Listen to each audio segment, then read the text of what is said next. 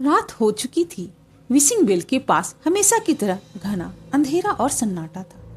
तभी वहां से कुछ ही दूर युवराज और अर्नब की कार आकर रुक जाती है और उस कार से युवराज, सुहानी, निशा, विवेक, अर्नब और समारा बाहर निकलते हैं। इस वक्त सभी के चेहरे पर परेशानी और नर्वसनेस साफ साफ देखा जा सकता था। कार से बाहर निकलने के बाद युवराज सुहानी का हाथ थामे हुए वहां खड़े सभी लोगों की तरफ देखते हुए कहता है, आर यू रेडी? वहां खड़े सभी लोग हाँ में अपना सर हिला देते हैं, लेकिन समारा के सिवाय वहां कोई भी कॉन्फिडेंट नजर नहीं आ रहा था। वो सब इस वक्त काफी डरे हुए थे। युवराज आगे कहता है, अगर मेरा अंदाजा सही है तो इस वक्त वो तांत्रिक विशिंग वेल के पास हमारा इंतजार कर रही होगी।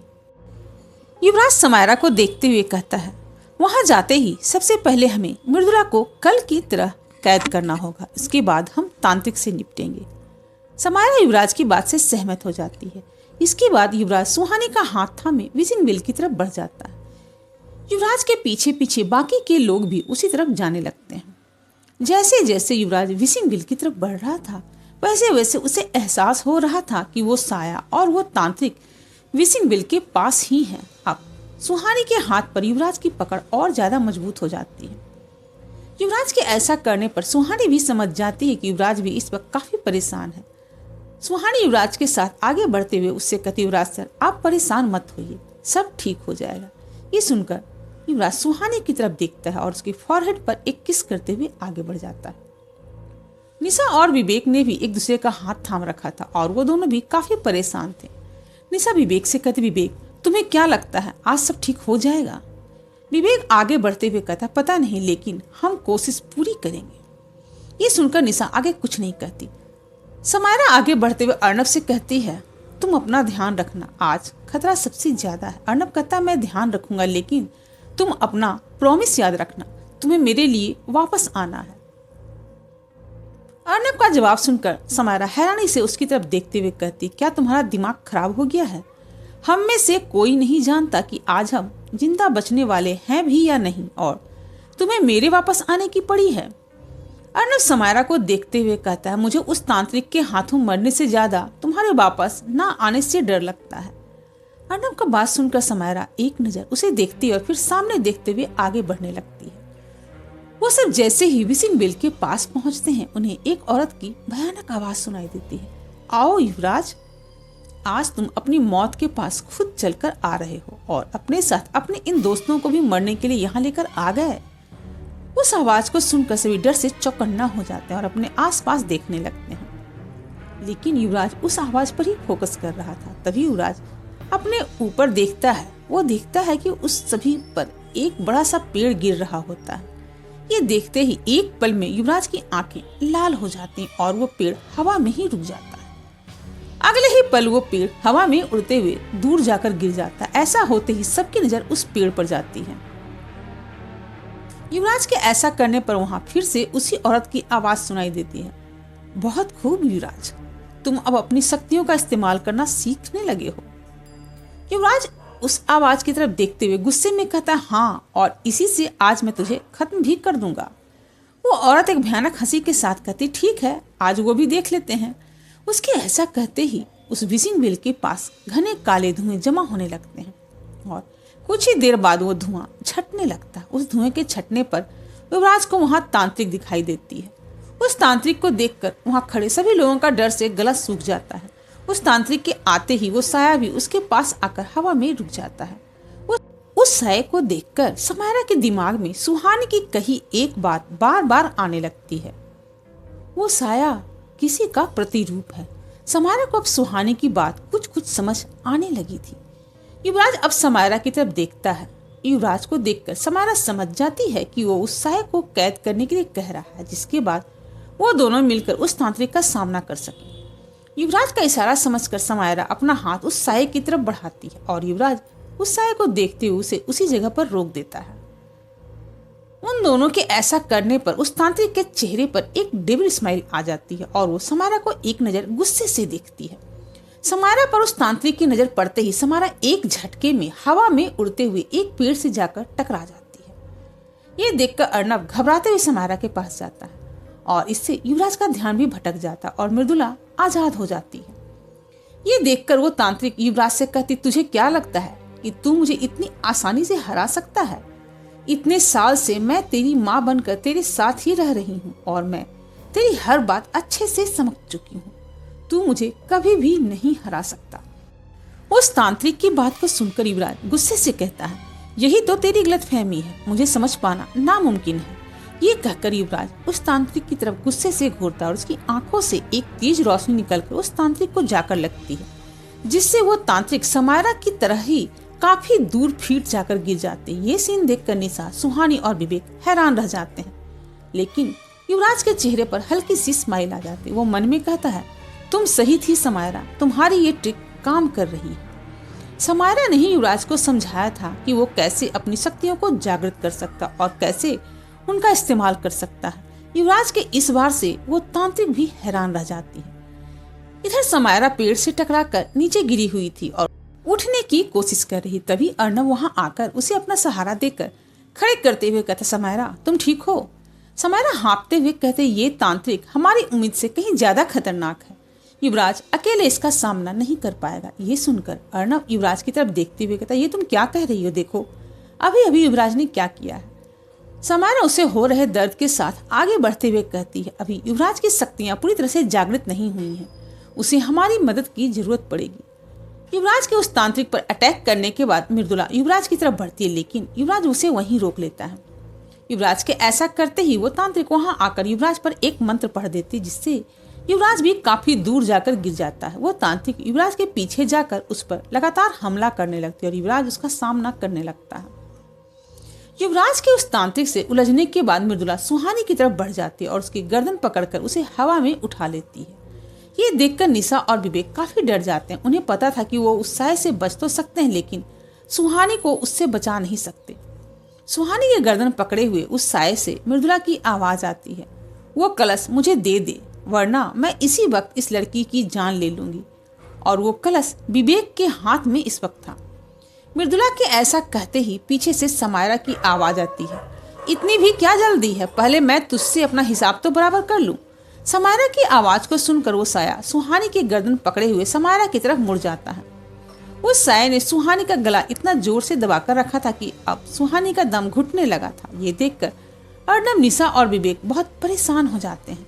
समायरा उस साये को देखते हुए एक मंत्र पढ़ने लगती है। उसका मंत्र पूरा होते ही उस साये के दर्द से चीखने की आवाज आती और सुहानी उसके हाथ से छूटकर नीचे गिर जाती है। अर्नब, निशा और विवेक सुहानी के पास जाकर उसे संभालते हैं और समायरा मृदुला को उन तीनों पर हमला करने से रोककर रखती है। काफी देर हो चुकी थी, लेकिन अभी भी युवराज और वो तांत्रिक एक दूसरे से लड़ते लड़ते अपनी सारी शक्तियों का इस्तेमाल कर रहे थे। वो तांत्रिक अब युवराज पर भारी पड़ने लगी थी। युवराज उससे लड़ते हुए खून से लथपथ हो चुका था। युवराज की ऐसी हालत देखकर सुहानी परेशान हो जाती है और उसकी तरफ बढ़ने लगती है। सुहानी को इस बात की बिल्कुल भी परवाह नहीं थी कि वहां जाने पर उसकी जान को खतरा हो सकता है। सुहानी को युवराज के पास जाते देख अर्नब उसका हाथ पकड़कर उसे रोकते हुए कहता, सुहानी ये क्या कर रही हो तुम? वहां तुम्हारी जान को खतरा है। सुहानी रोते हुए अर्नब से कहते, अर्नब सर, युवराज सर की हालत देखिए, वो उन्हें मार देगी। आज ही वो दिन है जिस दिन वो तांत्रिक युवराज सर को मारना चाहती थी। आज उनका कवच उन्हें नहीं बचा पाएगा। सुहानी की बात सुनकर अर्नब भी परेशान होकर युवराज की ओर देखने लगता है, जो अब बुरी तरह से घायल हो चुका था, लेकिन अब भी उस तांत्रिक से लड़ रहा था। समायरा सुहानी से कुछ ही दूर खड़ी थी और उसने वहां मृदुला को रोक कर रखा था। सुहानी की बात सुनकर उसे भी याद आ जाता है कि तिथि के हिसाब से आज युवराज 27 साल पूरा करने वाला है। समायरा को ये ख्याल आता है कि उन्होंने आज यहाँ आकर गलती कर दी है। सुहानी समायरा की तरफ देखते हुए कहती, समायरा प्लीज आप युवराज सर की हेल्प कीजिए, वरना वो उन्हें मार देगी। सुहानी के ऐसा कहने पर उस साय से मृदुला के हंसने की भयानक आवाज आने लगती है। मृदुला बहुत खुशी के साथ कहती है, तुम सब कितने बेवकूफ हो। अपनी जल्दबाजी में तुम्हें ये भी याद नहीं रहा कि आज की रात ही हम युवराज की बलि देने वाले थे। तुम लोगों ने यहाँ आकर हमारा काम और भी ज्यादा आसान कर दिया। मृदुला की इस बात को सुनकर सुहानी का दिल बैठ जाता और वो फिर से समायरा से कहती, समायरा प्लीज कुछ कीजिए ना। समायरा कुछ सोचते हुए कहती, मैं युवराज के बिना अकेले इसे कैद नहीं कर सकती। सुहानी बौखलाहट के साथ कहती, कोई तो रास्ता होगा। जिससे आप युवराज सर को बचा सकती हैं। समारा कुछ देर सोचते हुए कहती, एक रास्ता है। सुहानी, निशा और विवेक और अर्नब एक साथ कहते हैं, क्या? समारा कहती, मैं इसे किसी के शरीर में कैद कर सकती हूँ। समारा की बात सुनकर वहाँ खड़े सभी लोग सकते में आ जाते हैं। तभी सुहानी समारा के पास आकर कहती, आप इसे मेरे शरीर में कैद कर लीजिए। सुहानी की बात सुनकर विवेक उसके पास आकर कहता, सुहानी, तुम्हें पता भी है कि तुम क्या कह रही हो? विवेक की बात पूरी होते ही निशा भी परेशान होकर कहती, हाँ सुहानी, इससे तेरी जान को खतरा हो सकता है। समारा भी निशा की बात से सहमत होते हुए कहती, निशा ठीक कह रही है, इससे तुम्हारी जान को खतरा हो सकता है, तुम इस आत्मा को सहन नहीं कर पाओगी। सुहानी बौखलाहट के साथ कहती है, मुझे इससे कोई फर्क नहीं पड़ता, मैं सिर्फ युवराज सर को सेफ देखना चाहती हूँ। इसके लिए अगर मेरी जान चली भी जाए तो इससे मुझे कोई फर्क नहीं पड़ता। समारा अपनी बात पर जोर देते हुए कहते, सुहानी, तुम एक बार और सोच लो। सुहानी गुस्से में चिल्लाते हुए कहती, मैंने कहा ना, आप इसे मेरे शरीर में कैद कर लीजिए, मैं ये सह सकती हूँ, ये पहले भी कई बार मुझ पर हावी हो चुकी है। सुहानी की बात सुनकर समारा उसकी बात मानने के लिए तैयार हो जाती। वो निशा और विवेक को देखते हुए कहती है, इस आत्मा के सुहानी के शरीर में प्रवेश करने के बाद तुम दोनों को ही उसे संभालना होगा। विवेक और निशा घबराते हुए हाँ में अपना सर हिला देते हैं। इसके बाद समारा अर्नब को देखते हुए बोलती, तुम मेरे साथ चलोगे, हम युवराज की मदद करेंगे। अर्नब भी हाँ में अपना सर हिला देता और विवेक से वो कलश ले लेता है। इसके बाद समारा उस साया को देखते हुए एक मंत्र पढ़ने लगती है। जैसे जैसे समारा वो मंत्र पढ़ते जा रही थी, वो साया सुहानी की तरफ बढ़ते जा रहा था। ये देखकर निशा, विवेक और अर्नब को सुहानी की फिक्र हो रही थी, लेकिन सुहानी इस वक्त गुस्से से उस साये को घूर रही थी। उसे देखकर ऐसा बिल्कुल भी नहीं लग रहा था कि उसे मृदुला से थोड़ा भी डर लग रहा है। कुछ ही देर में वो साया सुहानी के पास आकर गायब हो जाता और सुहानी की आंखें बंद हो जाती हैं। सुहानी की आंखें बंद होने पर वहाँ खड़े सभी लोग अलर्ट हो जाते हैं। समायरा विवेक और निशा को इशारा करती है। समायरा का इशारा समझकर वो दोनों सुहानी का हाथ कसकर पकड़ लेते हैं। अगले ही पल अचानक से सुहानी की आंखें खुल जाती है और अब उसकी आंखों की पुतलियां पूरी तरह से सफेद हो चुकी थी। इधर युवराज उस तांत्रिक के साथ अपनी पूरी ताकत लगाकर लड़ रहा था। उसे पता था कि अगर उसने गिव अप कर दिया तो वहां कोई भी जिंदा नहीं बचेगा।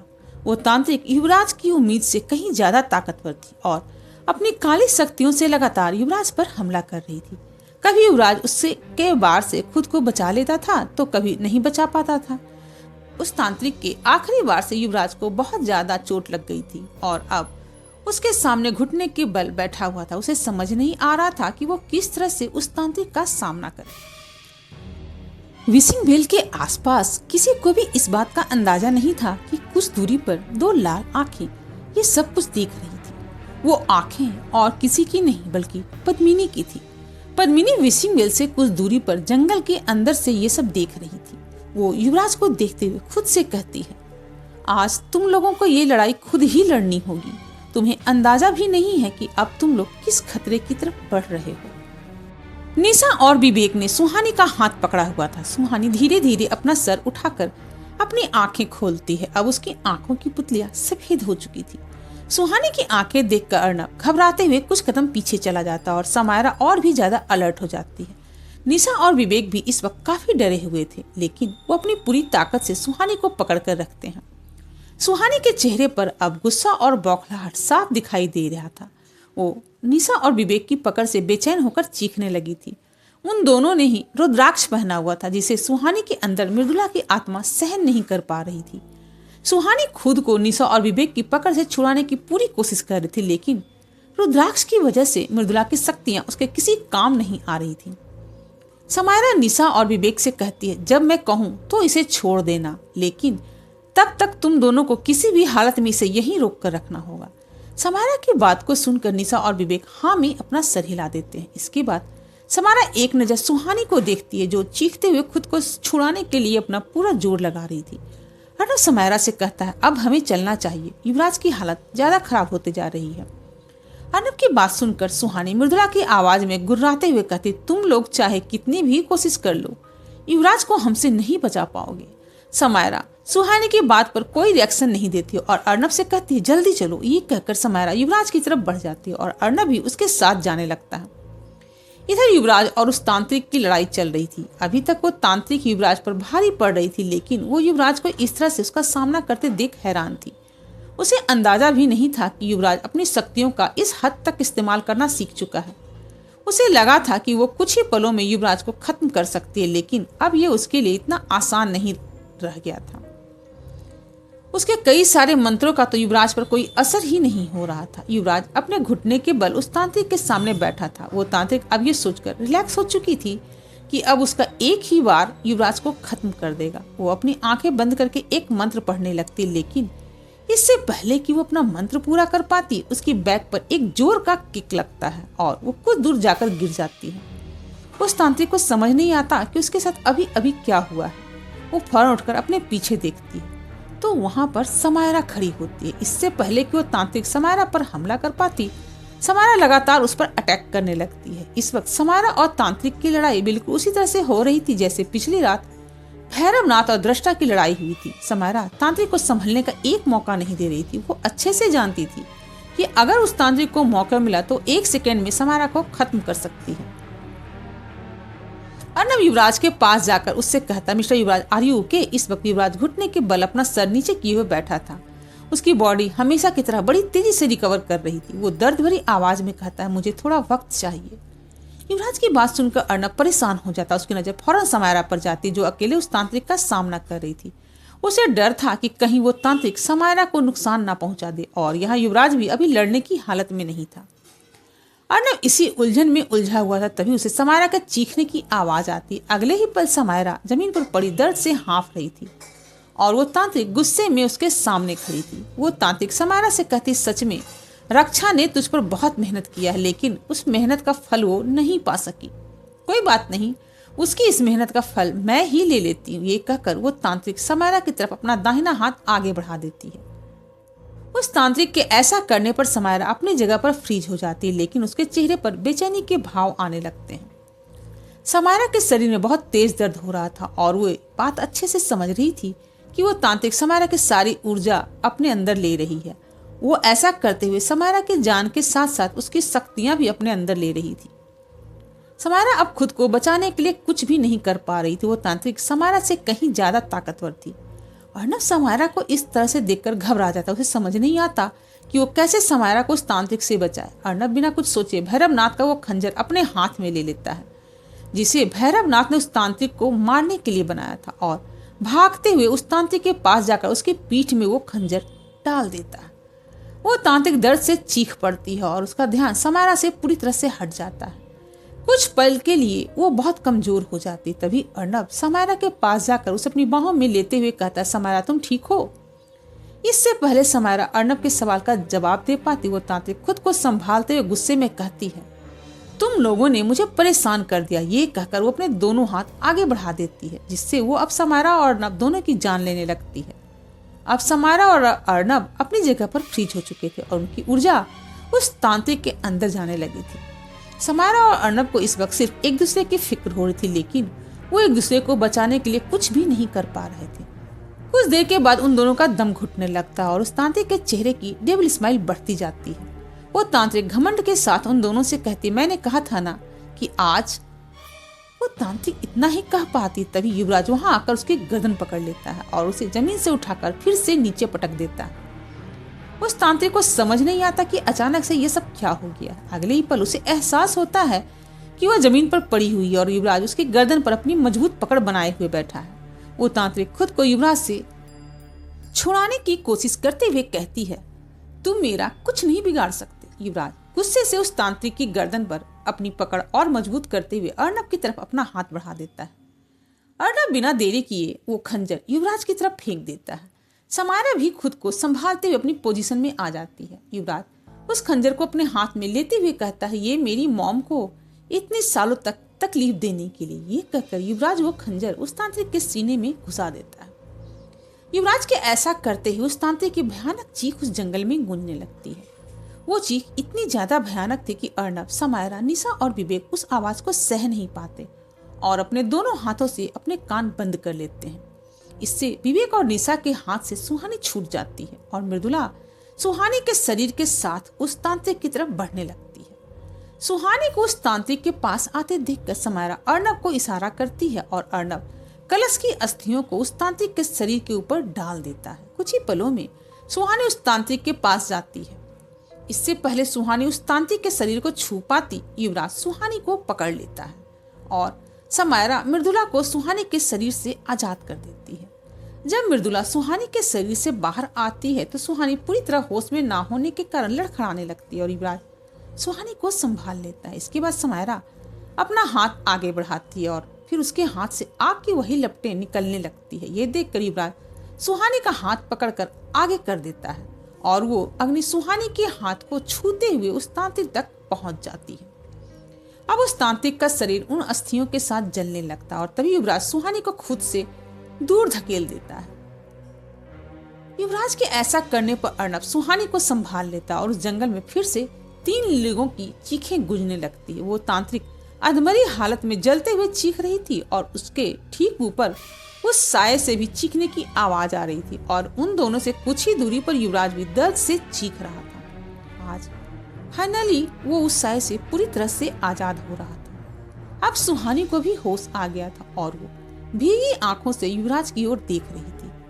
आज वो हो चुका था जो सुहानी कब से करना चाहती थी, लेकिन युवराज को इस तरह दर्द में देखकर सुहानी को भी बहुत तकलीफ हो रही थी। निशा और विवेक भी सुहानी के पास ही खड़े थे और वो भी समझ गए थे कि जो काम उन तीनों ने शुरू किया था अब वो खत्म हो चुका है। निशा और विवेक भी आज युवराज सुहानी के लिए बहुत खुश थे। वहां सिर्फ अर्नब ही था जिसे सामने हो रही चीजें ठीक से समझ नहीं आ रही थी, लेकिन उसे इससे फर्क नहीं पड़ रहा था। वो भागते हुए समायरा के पास जाता, उसे गले से लगा लेता है। समायरा को अपनी बाहों में लेते ही उसे एक सुकून का एहसास होता है। आज अर्नब को फिर से लगने लगा था जैसे उसने समायरा को खो दिया है। समायरा भी अर्नब को कसकर हक कर लेती। वो भी आज अर्नब के लिए काफी डर गई थी। कुछ देर के बाद वो दोनों एक दूसरे से अलग होते हैं और उनकी नजर युवराज पर जाती है जो जमीन पर सुहानी के सहारे लेटा हुआ था। अब युवराज का दर्द काफी कम हो गया था और वो सुहानी और विवेक की हेल्प से उठकर खड़े होने लगता है। अर्नब और समायरा युवराज के पास आ जाते हैं। समायरा युवराज से कहती है, तुम ठीक हो? युवराज हाँ मी अपना सर हिला देता है। समायरा अपना हाथ बढ़ाकर युवराज का हाथ पकड़ते हुए उनकी कलाई को देखने लगती है। अब युवराज की कलाई पर कोई भी निशान नहीं था। ये देखकर समायरा कहती है, अब तुम श्रापित नहीं हो।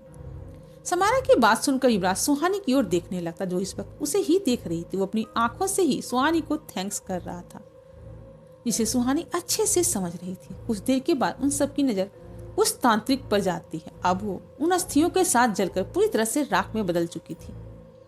उन्हें वो साया भी दिखाई नहीं दे रहा था। ये सब देखकर निशा कहती, क्या वो दोनों अब कभी वापस नहीं आएंगे?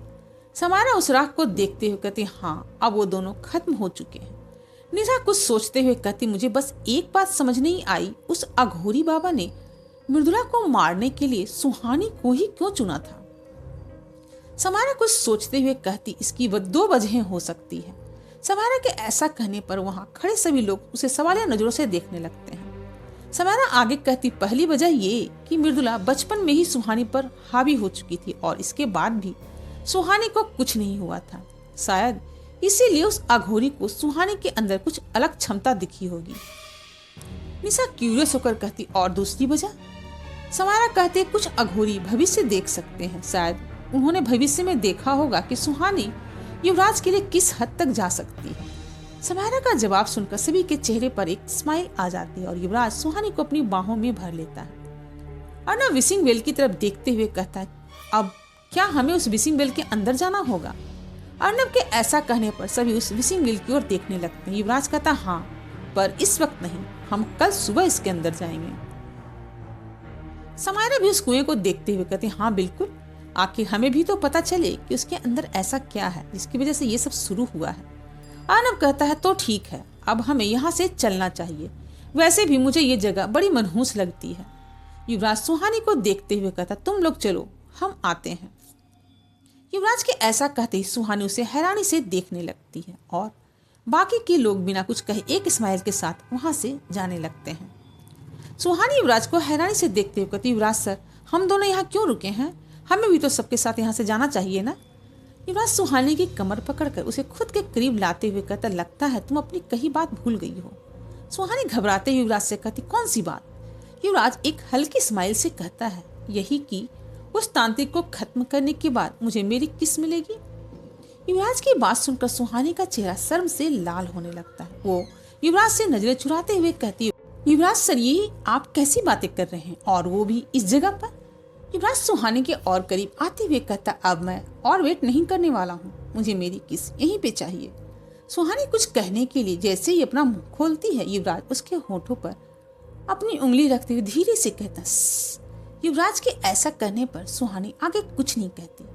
युवराज का एक हाथ सुहानी की कमर पर था और वो अपने दूसरे हाथ से सुहानी के चेहरे को होल्ड कर लेता और धीरे धीरे उसके चेहरे के बिल्कुल करीब आ जाता है।